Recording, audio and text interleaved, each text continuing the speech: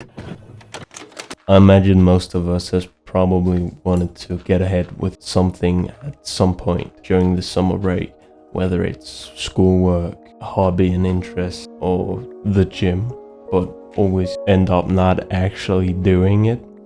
And what do you know, the break is over, right? Well, this year it's just starting, and this year it's gonna be different, right? Well, is it really? For me, I want to get ahead with math because it's important.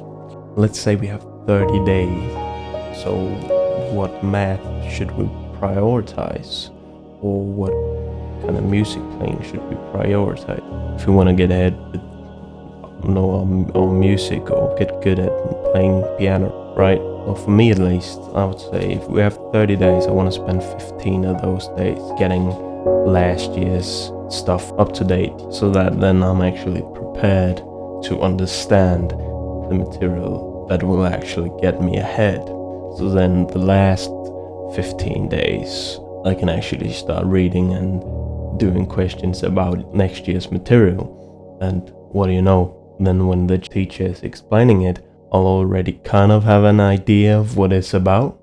But this can be kind of hard to keep track of if you don't have a schedule. And you can make a schedule or on your phone, or if you have a physical calendar or something. But at this step, you also have to find out how much time every day or every other day you want to spend on it.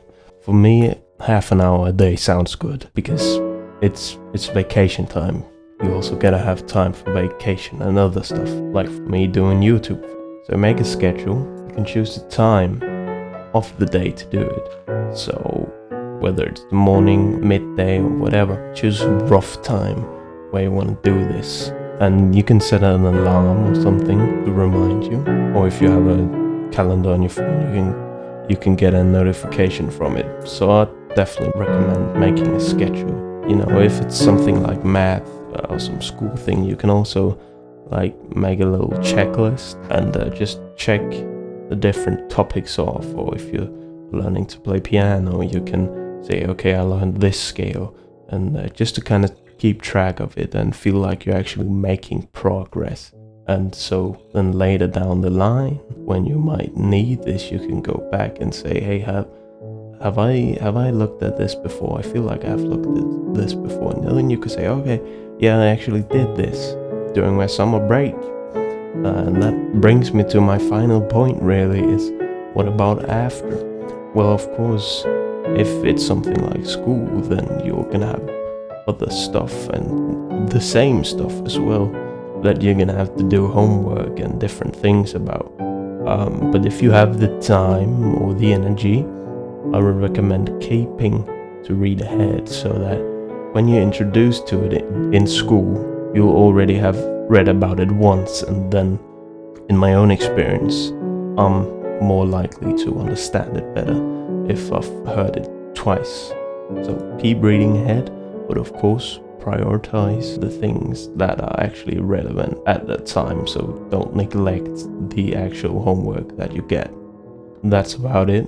Thank you for watching, I appreciate it, and if you want to see more, subscribe, I guess. I hope you're successful with whatever you want to get ahead with this summer, and you can also leave a comment with what you want me to talk about next, because I want to make videos that you guys actually want to watch.